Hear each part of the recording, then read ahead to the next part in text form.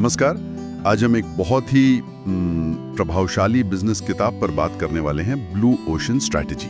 जी हाँ, डब्ल्यू चैन किम और रेनी मॉबोन की ये किताब जो INSEAD बिजनेस स्कूल के प्रोफेसर्स हैं और स्ट्रैटेजी के दुनिया में तो खैर इनका नाम काफ़ी बड़ा है। बिल्कुल। और आज का हमारा मकसद इस चर्चा का फोकस ये समझना है कि कंपनियां कैसे उस भयंकर कंपटीशन से, जिसे लेखक रेड ओशन कहते हैं, हाँ, वो खून खराबे वाला लाल समंदर, सही कहा, उससे बचकर बिल्कुल नए शांत बाजार यानी ब्लू ओशन कैसे बना सकती हैं, जहां मुकाबला कह सकते हैं हो ही ना। ये उन सब के लिए है जो बिजनेस, इनोवेशन या बस दुनिया को देखने के नए तरीकों में रुचि रखते हैं। तो चलिए शुरू करते हैं। बिल्कुल। और ये रेड ओशन बनाम ब्लू ओशन का जो आइडिया है, यही किताब की आप कह सकती हैं जान है। अच्छा। हाँ, रेड ओशन मतलब आज का बाजार। आप सोचिए, एक ऐसा समंदर जहाँ इतनी सारी शार्क यानी कंपनियां एक छोटी सी जगह में शिकार यानी मार्केट शेयर के लिए लड़ रही हैं। लड़ते लड़ते पानी खून से लाल हो गया है। हर कोई दूसरे को हराने में लगा है, दाम कम कर रहा है, थोड़े बेहतर फीचर ला रहा है, पर है सब उसी तालाब में। हाँ, गला काट प्रतिस्पर्धा जिसे कहते हैं। बिल्कुल। और नतीजा, सबके लिए मुनाफे कम, ग्रोथ भी रुक सी जाती है। ठीक है, तो फिर ब्लू ओशन क्या है? इसका बिल्कुल उल्टा। एकदम। ब्लू ओशन एक बिल्कुल अलग तस्वीर है। एक विशाल, शांत, अवसरों से भरा नीला समंदर। यहाँ कंपटीशन अप्रासंगिक हो जाता है। इररेलेवेंट। अप्रासंगिक मतलब उसकी जरूरत ही नहीं पड़ती, क्योंकि आपने कुछ ऐसा नया बना दिया है जिसके लिए पहले कोई बाजार था ही नहीं। आपने बिल्कुल नई डिमांड पैदा कर दी है। अच्छा। हाँ, आपने उन ग्राहकों को टारगेट किया जिन्हें इंडस्ट्री देख ही नहीं रही थी, या फिर मौजूदा ग्राहकों को कुछ ऐसा दे दिया जिसकी उन्होंने कल्पना भी नहीं की थी। किताब का सार यही है भाई, लाल समंदर में लड़कर क्यों थकना, अपना नीला समंदर खोजो, बनाओ। ये सुनने में तो बहुत ही क्रांतिकारी लगता है। सिर्फ बेहतर कंपटीशन नहीं, बल्कि कंपटीशन से ही बाहर निकल जाना। सही। लेकिन ये होता कैसे है? यहीं पर शायद वो वैल्यू इनोवेशन वाली बात आती है। ये शब्द मैंने सुना है, ये क्या है असल में? क्या बस एक फैंसी तरीका है कुछ नया कहने का? नहीं, ये सिर्फ फैंसी शब्द नहीं है, ये इस पूरी स्ट्रैटेजी का इंजन है, आप कह सकती हैं। देखिए, नॉर्मली क्या होता है, या तो आप बढ़िया वैल्यू देंगे तो लागत बढ़ेगी, प्रीमियम प्रोडक्ट्स, या फिर आप लागत कम करेंगे तो शायद वैल्यू थोड़ी कम हो जाएगी, बजट प्रोडक्ट्स। कंपनियां अक्सर इसी दुविधा में फंसी रहती हैं। हाँ, ये तो होता है, ट्रेड ऑफ होता है हमेशा। बिल्कुल। वैल्यू इनोवेशन यानी मूल्य नव प्रवर्तन इसी सोच को तोड़ता है। इसका मतलब है एक ही समय पर ग्राहक के लिए असाधारण वैल्यू बनाना और अपनी लागत को कम करना। एक ही समय पर दोनों? हाँ, यही खास बात है। ये या तो ये या वो वाली सोच नहीं है, ये और वो वाली सोच है। अच्छा। जब आप ऐसा कर पाते हैं तो आपका ऑफर इतना अनोखा, इतना आकर्षक बन जाता है कि ग्राहक उसे छोड़ नहीं पाते। और क्योंकि लागत कम है तो आपका बिजनेस मॉडल भी टिकाऊ रहता है। ये सिर्फ प्रोडक्ट या सर्विस की बात नहीं है, ये पूरे सिस्टम में इनोवेशन की बात है। प्रोडक्शन, मार्केटिंग, डिलीवरी, सब में ऐसा बदलाव जिससे वैल्यू भी बढ़े और लागत भी घटे। ठीक है, तो एक तीर से दो निशान है, बेहतर वैल्यू भी, कम लागत भी।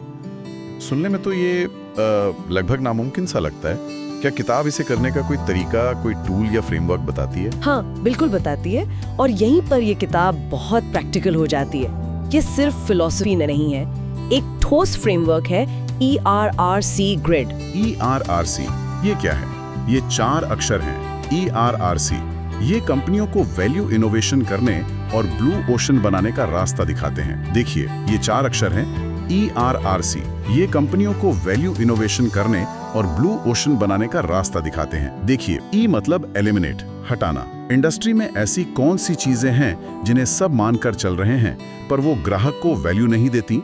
क्या उन्हें खत्म कर सकते हैं? अच्छा, मतलब जो बस चलता आ रहा है इसलिए चल रहा है। बिल्कुल। दूसरा, R मतलब रिड्यूस, कम करना। किन चीजों को इंडस्ट्री के स्टैंडर्ड से काफी नीचे ला सकते हैं? शायद कंपनियां उन पर जरूरत से ज्यादा खर्च कर रही हैं और ग्राहक को उतनी परवाह ही नहीं। तीसरा, R मतलब रेज, बढ़ाना। किन स्टैंडर्ड्स को इंडस्ट्री लेवल से कहीं ज्यादा ऊपर ले जाना चाहिए? ये वो चीजें हैं जो ग्राहक असल में चाहते हैं पर इंडस्ट्री ध्यान नहीं दे रही। ओके। और चौथा सी मतलब क्रिएट, नया बनाना। ऐसी कौन सी बिल्कुल नई चीजें, सेवाएं या अनुभव बनाए जा सकते हैं जो इंडस्ट्री ने पहले कभी सोचे ही नहीं। यहीं से असली खेल बदलता है। वाह, eliminate, reduce, raise, create, ERC। ये चारों कदम मिलके एक नई वैल्यू कर्व बनाते हैं जो इंडस्ट्री के बाकी खिलाड़ियों से एकदम अलग होती है। ये ERC ग्रिड वाकई सोचने का एक शक्तिशाली तरीका लगता है। ये आपको मजबूर करता है कि आप अपनी इंडस्ट्री की हर मान्यता पर सवाल उठाएं। लेकिन एक सवाल है, ये पहचानना कि क्या एलिमिनेट करना है, क्या रिड्यूस करना है, ये आसान तो नहीं होता होगा। नहीं, बिल्कुल नहीं। ये बहुत अच्छा सवाल है। यही असली चुनौती है। फ्रेमवर्क सीधा है, पर इसे लागू करना मुश्किल है।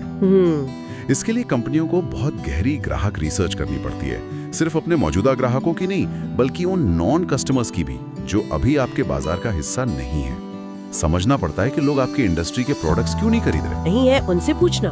हाँ, कई बार सबसे अच्छे आइडिया वहीं से आते हैं, उन मान्यताओं को तोड़ने से जिन्हें सबने मान लिया है। और इसके लिए लीडरशिप का विजन और हिम्मत दोनों चाहिए, क्योंकि अंदर से ही लोग कहेंगे, अरे ये कैसे हटा सकते हैं, ये तो हमेशा से होता आया है। हाँ, ये बात तो है। बदलाव का विरोध तो होता ही है। मतलब सिर्फ फ्रेमवर्क से काम नहीं चलेगा, उसे इस्तेमाल करने के लिए हिम्मत और समझ भी चाहिए। किताब में कुछ उदाहरण भी हैं शायद। सर्क टू सोले का नाम सुना है मैंने। हाँ, सर्क डू सोले तो क्लासिक केस स्टडी है इसकी। उन्होंने कैसे किया? पारंपरिक सर्कस से वो कैसे अलग हुए? देखिए, उन्होंने पारंपरिक सर्कस के कई महंगे और कुछ हद तक विवादास्पद एलिमेंट्स को एलिमिनेट कर दिया। जैसे जानवर बिल्कुल हटा दिए। स्टार परफॉर्मर्स जिनकी फीस बहुत ज्यादा होती थी, वो भी नहीं। और वो एक साथ 3 रिंग में शो चलते थे ना, वो भी बंद। अच्छा, तो काफी कुछ हटा दिया। हाँ, फिर कुछ चीजों को रिड्यूस किया, जैसे वो बहुत ज्यादा भड़कीला हास्य और सस्ता रोमांच। लेकिन उन्होंने कुछ चीजों को बहुत ज्यादा रेस किया। उन्होंने थिएटर, बैले, कलात्मक संगीत, डांस के एलिमेंट्स डाले। शो की एक थीम, एक कहानी होती थी। बैठने की जगह ज्यादा आरामदायक प्रीमियम बनाई। वाह! और सबसे जरूरी, उन्होंने एक बिल्कुल नया अनुभव क्रिएट किया, सर्कस और थिएटर का एक अनोखा मिश्रण। ये सिर्फ बच्चों वाले परिवारों के लिए नहीं था, बल्कि adults, corporate clients, art lovers सबको पसंद आया। उन्होंने सर्कस की परिभाषा ही बदल दी। एक ऐसा बाजार बनाया जहां कोई कॉम्पिटिटर था ही नहीं। कमाल है। मतलब लागत भी घटाई जानवर स्टार्स हटाकर, और वैल्यू भी बढ़ाई कलात्मकता और अनुभव जोड़कर। ये तो बिल्कुल वैल्यू इनोवेशन का सटीक उदाहरण है। बिल्कुल। और एप्पल, आईट्यून्स या स्टारबक्स, उनका भी जिक्र आता है शायद। हाँ, वो भी बेहतरीन उदाहरण है। एप्पल ने आईट्यून्स के जरिए म्यूजिक इंडस्ट्री को देखा। उस समय फिजिकल सीडी बिक रही थी, पायरेसी की भारी समस्या थी। हाँ, वो दौर याद है। एप्पल ने देखा कि लोग पूरा एल्बम नहीं, अपने पसंदीदा गाने सुनना चाहते हैं, तो उन्होंने गानों को कानूनी तौर पर आसानी से और बहुत वाजिब दाम पर $0.99 प्रति गाना अलग अलग डाउनलोड करने का तरीका क्रिएट किया। फिजिकल डिस्ट्रीब्यूशन एलिमिनेट हुआ, पायरेसी की समस्या रिड्यूस हुई और सुविधा और कानूनी पहुंच रेज हुई। डिजिटल म्यूजिक का एक नया बाजार ही बन गया। सही बात है। और स्टारबक्स, उन्होंने कॉफी को सिर्फ एक ड्रिंक से उठाकर एक एक्सपीरियंस बना दिया। उन्होंने साधारण कॉफी शॉप के माहौल को रिड्यूस किया और प्रीमियम एम्बियंस, आरामदायक सोफे, वाईफाई, एक तीसरी जगह, मतलब घर और ऑफिस के अलावा मिलने की जगह का कॉन्सेप्ट क्रिएट किया। हाँ, वो थर्ड प्लेस वाला आइडिया। बिल्कुल। उन्होंने कॉफी की क्वालिटी, वैरायटी को रेस किया। नतीजा, लोग उस अनुभव के लिए ज्यादा पैसे देने को तैयार थे। कमोडिटी कॉफी मार्केट में एक प्रीमियम अनुभव का ब्लू ओशन। ये उदाहरण वाकई सोचने पर मजबूर करते हैं कि इंडस्ट्री की सीमाएं तोड़ने से क्या कुछ हो सकता है। लेकिन क्या ये हमेशा काम करता है? मतलब ब्लू ओशन बनाने की कोशिश में रिस्क भी तो होंगे। क्या किताब इन चुनौतियों या असफलताओं के बारे में भी बात करती है? हाँ, ये एक जरूरी सवाल है। देखिए, किताब सीधे तौर पर फेलियर केस स्टडीज पर बहुत ज्यादा फोकस नहीं करती, लेकिन ये मानती है कि ब्लू ओशन बनाना आसान नहीं है। इसमें रिस्क है। कैसे रिस्क? पहला, आप गलत अंदाजा लगा सकते हैं कि ग्राहक क्या चाहता है या किस चीज को वैल्यू नहीं देता। ERRC में गलत फैसला महंगा पड़ सकता है। दूसरा, इसे लागू करने में ऑर्गेनाइजेशनल चुनौतियां आती हैं। जैसा हमने कहा, सिस्टम और सोच बदलना मुश्किल है। तीसरा, मान लीजिए आप सफल हो भी गए, तो आपका ब्लू ओशन हमेशा नीला नहीं रहता। देर सवेर कंपटीशन नकल करने की कोशिश करेंगे या अपना रास्ता ढूंढेंगे। अच्छा, मतलब कंपटीशन आ ही जाता है आखिर में। हाँ बिल्कुल, इसीलिए कंपनियों को लगातार वैल्यू इनोवेशन करते रहना पड़ता है। अपने ब्लू ओशन को बचाए रखने या फिर नए बनाने के लिए तैयार रहना पड़ता है। ये एक बार का काम नहीं है, ये एक लगातार चलने वाली प्रक्रिया है।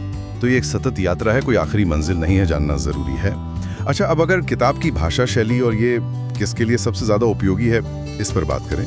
आपने कहा ये रिसर्च पर आधारित है, तो क्या ये पढ़ने में थोड़ी अकादमिक या सूखी लगती है? नहीं, यही इसकी खूबी है। ये गंभीर रिसर्च और डेटा पर आधारित है, लेकिन इसे लिखा बहुत ही प्रैक्टिकल और आसान तरीके से गया है। लेखकों ने अकादमिक भाषा से बचकर सीधी सरल भाषा इस्तेमाल की है। और उदाहरण तो है ही इसमें। हाँ, ढेरों उदाहरण हैं। दुनिया भर की कंपनियों की केस स्टडीज हैं। ये कॉन्सेप्ट्स को एकदम जीवंत बना देते हैं। ये सिर्फ थ्योरी नहीं बताती, बल्कि उसे एक्शन में कैसे बदलना है, इस पर फोकस करती है। और कौन है वो लोग जिन्हें आप कहेंगे कि इसे जरूर पढ़ना चाहिए? क्या ये सिर्फ बड़ी कंपनियों के सीईओज के लिए है? नहीं, बिल्कुल नहीं। इसकी पहुंच काफी वाइड है। देखिए, नहीं, बिल्कुल नहीं। इसकी पहुंच काफी वाइड है। देखिए, स्टार्टअप फाउंडर्स और एंटरप्रेन्योर्स के लिए तो ये बहुत ही प्रासंगिक है। वो अक्सर कम रिसोर्सेज के साथ भीड़ भरे बाजारों में उतरते हैं। ये किताब उन्हें कंपटीशन से बचकर नया रास्ता दिखा सकती है। उनके लिए तो ये खास हो सकती है। फिर जो बड़ी स्थापित कंपनियां हैं, उनके लीडर्स और मैनेजर्स जो अपनी कंपनी को ठहराव से निकालकर ग्रोथ के नए रास्ते पर ले जाना चाहते हैं, उनके लिए ये नई सोच का फ्रेमवर्क है। ओके। MBA स्टूडेंट्स और बिजनेस के छात्रों के लिए तो ये एक तरह से फंडामेंटल किताब मानी जाती है, स्ट्रेटजी और इनोवेशन समझने के लिए। हाँ, अक्सर सिलेबस में होती है ये। और मैं कहूँगी, कोई भी व्यक्ति जो इनोवेशन में रुचि रखता है, चाहे वो किसी भी फील्ड में हो, ये किताब सोचने का एक नया नजरिया देती है कि कैसे अलग करके बेहतर परिणाम पाए जा सकते हैं। सही है। मतलब लगभग हर वो व्यक्ति जो बिजनेस या कुछ नया बनाने में लगा है, उसके लिए इसमें कुछ ना कुछ जरूर है। अब हर चीज की तरह इसके भी कुछ मजबूत और शायद कुछ कमजोर पहलू होंगे। उनका जिक्र कैसे किया गया है? हाँ बिल्कुल, समीक्षाओं और चर्चाओं में कुछ बातें सामने आती हैं। मजबूत पहलुओं में सबसे पहले तो इसका स्पष्ट और एक्शन लेने लायक फ्रेमवर्क, ERRC और वैल्यू इनोवेशन। ये हवाई बातें नहीं, ठोस कदम है। हाँ, वो तो है। दूसरा, प्रेरणा देने वाले असली उदाहरण। ये दिखाते हैं कि हाँ, ये सच में किया जा सकता है। तीसरा, इसका पॉजिटिव और कंस्ट्रक्टिव नजरिया। ये सिर्फ कंपटीशन को काटने पर नहीं, नया बाजार बनाने पर जोर देता है। और कमजोर पहलू? कमजोर पहलुओं में कुछ आलोचक मानते हैं कि कॉन्सेप्ट थोड़े दोहराव वाले लग सकते हैं, खासकर अगर आपने पहले स्ट्रैटेजी पढ़ी है। मूल आइडिया सरल है, जिसे बार बार समझाया गया है। अच्छा। दूसरी आलोचना ये है कि ये ब्लू ओशन बनाने की प्रक्रिया को शायद असलियत से ज्यादा आसान दिखाती है। जैसा हमने बात की, इसे लागू करना चुनौतीपूर्ण है और किताब शायद उन चुनौतियों की गहराई में उतना नहीं जाती जितना कुछ लोग चाहेंगे। प्रैक्टिकल दिक्कतों पर शायद कम फोकस है। हाँ, और कुछ लोगों को ये थोड़ी ज्यादा सैद्धांतिक मतलब थ्योरेटिकल लग सकती है, क्योंकि भाई सफलता की कोई गारंटी तो होती नहीं है। जी, बात भी सही है। कोई भी फ्रेमवर्क जादू की छड़ी नहीं होता। सफलता तो अमल करने पर ही निर्भर करती है। लेकिन इन बातों के बावजूद इसे रेटिंग तो काफी ऊंची मिली है, 5 में से 4.6। जी हाँ, जो बताता है कि इसके मूल विचार कितने शक्तिशाली माने जाते हैं। बिल्कुल। तो कुल मिलाकर संदेश यही है, लाल समंदर में लड़ने से बेहतर है अपना नीला समंदर बनाओ। ये सिर्फ सर्वाइवल की नहीं, बल्कि फलने फूलने की, थ्राइव करने की स्ट्रैटेजी है। तो इस सारी बातचीत का सार यही निकलता है कि ब्लू ओशन स्ट्रैटेजी हमें पारंपरिक कंपटीशन की सोच से आगे देखने के लिए उकसाती है। ये बताती है कि बाजार की सीमाएं कोई पत्थर की लकीर नहीं है, उन्हें बदला जा सकता है। बिल्कुल। वैल्यू इनोवेशन और ERRC जैसे टूल्स का इस्तेमाल करके कंपनियां ना सिर्फ अपने लिए बल्कि ग्राहकों के लिए भी नई वैल्यू बना सकती हैं और ऐसे बाजार बना सकती हैं जहां मुकाबला मायने ही न रखे। एकदम सही। और इस चर्चा के आखिर में मैं श्रोताओं के लिए सोचने को एक सवाल छोड़ना चाहूंगी। हाँ, जरूर। स्थापित मान्यताएं हैं, कौन से इंडस्ट्री के नियम हैं जिन्हें सब बस मानकर चलते हैं बिना सवाल किए? ऐसी कौन सी चीज है जो हमेशा से एक खास तरीके से होती आई है? क्या उस नियम को ERRC, grid, eliminate, reduce, raise, create लगाकर चुनौती दी जा सकती है? क्या उसे बदल कर या हटाकर एक बिल्कुल नया अवसर, एक नया मूल्य, एक छोटा सा ही सही अपना ब्लू ओशन बनाने की कोई संभावना दिखती है? ये सोचने वाली बात है। इस गहन चर्चा में हमारे साथ रहने के लिए धन्यवाद।